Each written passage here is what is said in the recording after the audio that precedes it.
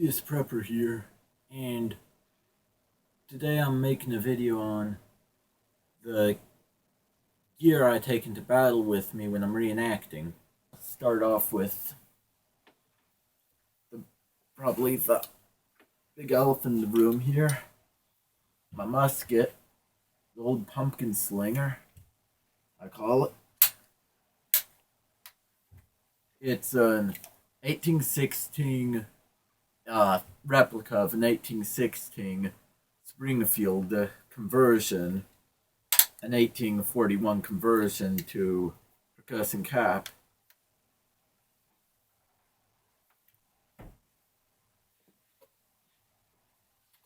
Bayonet for it.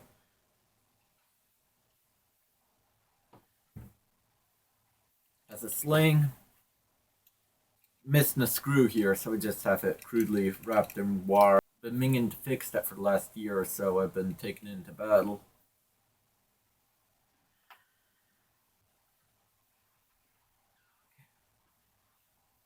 My cartridge pouch, which is just a simple hunting bag where I keep my rolled cartridges and the percussion caps for it. 40 rounds in there.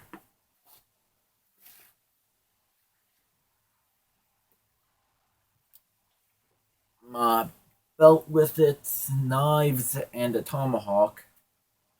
I carry that into battle along with the bayonet, and there my belt gets pretty crowded. And I have a throwing knife, a patch knife, which is a good thing to carry just for use as a little knife, or if you get, sometimes that cap will get stuck on the nipple and you'll need to pry off, use the backside for that. Don't want to dull your knife.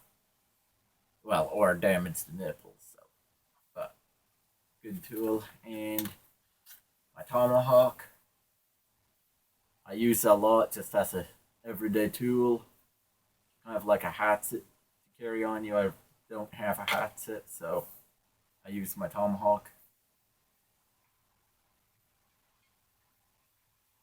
And it, in case you needed it, it makes a good weapon. Historically, it would be a good secondary weapon. But you can't do that. You can't kill Yankees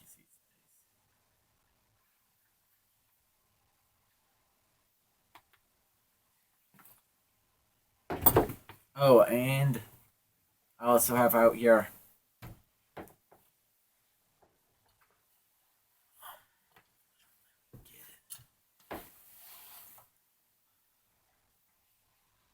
my rifle stock for my musket. I carried into battle with me, especially on a cold day. It's good because it protects the gun from the elements and commonly rain around here. It's good summer too, but I have a harder time carrying into battle. What I do just before the battle is, well, when it's winter, I wrap it around my neck like a scarf some of the time. It helps keep you warm. Might give you a bit of a rash on your neck, but it works. And quickly disposes of the sock when you're marching into the fray. Now,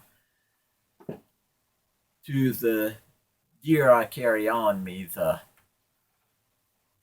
I carry also on my belt a boiler with a towel and a bar of soap. It's good to stay clean still while you're reenacting, even if it's just for a weekend.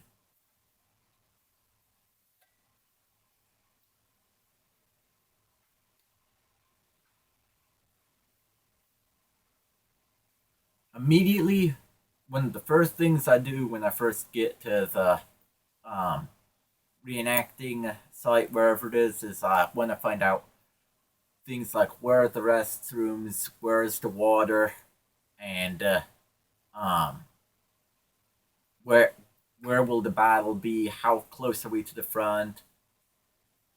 Major roads, major exits, important stuff to know like that.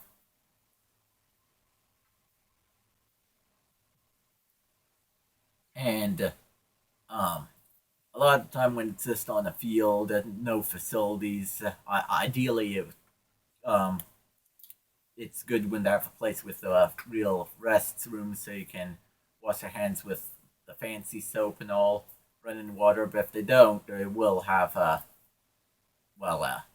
non-historically accurate trailer with a big tank of water that you can use to wash your hands. So that's why it's good to carry the soap on you and towel. Oh, you know what it looks like. And by the way, this is historically accurate soap, so I'm still being historically accurate with it. Canteen, wooden canteen, I thought would be a little bit more appropriate for being out west. I used to use tin canteen, but now I've switched to more trying to be realistic wooden.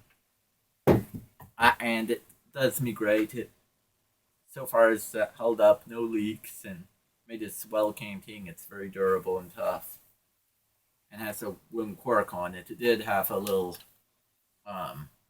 force spout around here, but it fell off. The adhesive onto the wood just broke off eventually.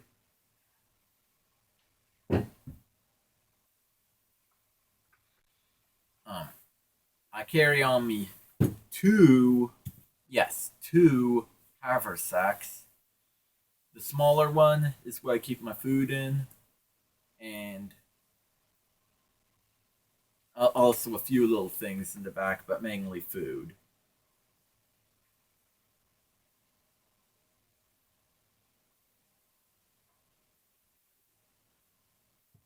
Okay, you can see in here, I don't have it stocked with food yet because it's still a week till the battle, but I have pokes where I will keep parched corn, hardtack, chicory, that kind of good stuff. And the other things I have in the back are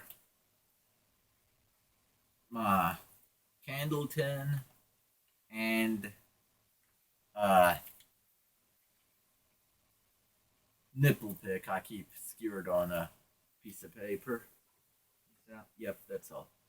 And inside my candle tin, I have. Oh well, I won't try to take it out, but candle, as you can see here, it's kind of melted into the side. And fire starting kit, I use fire steel, and it has tinder in there and char cloth. I do it the old way. And yes, matches did exist back then. Oh, and here's a little spool of cord. And now back to the fire steel. Why I do it that way is yes, matches were readily available then, but I still like to do it the old way. It's my personal way of. That's how I like to do it, and there probably were a few back then who chose the same way as me. And also, besides, it's a good thing to do if you're trying to be historically accurate because I don't see many historical strike anywhere matches these days.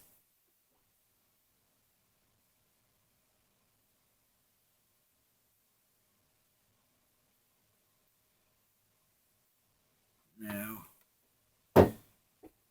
moving on to the big haversack.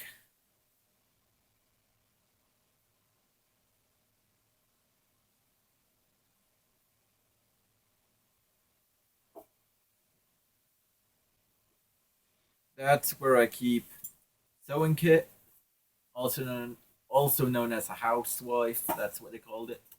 A plate,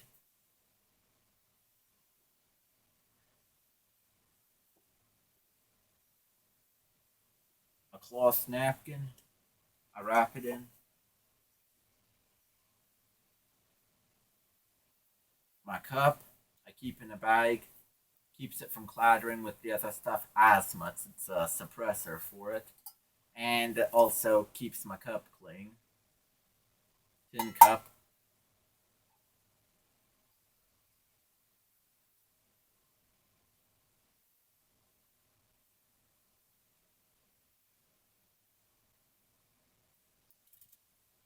silverware. And go ahead and show you. I have a knife,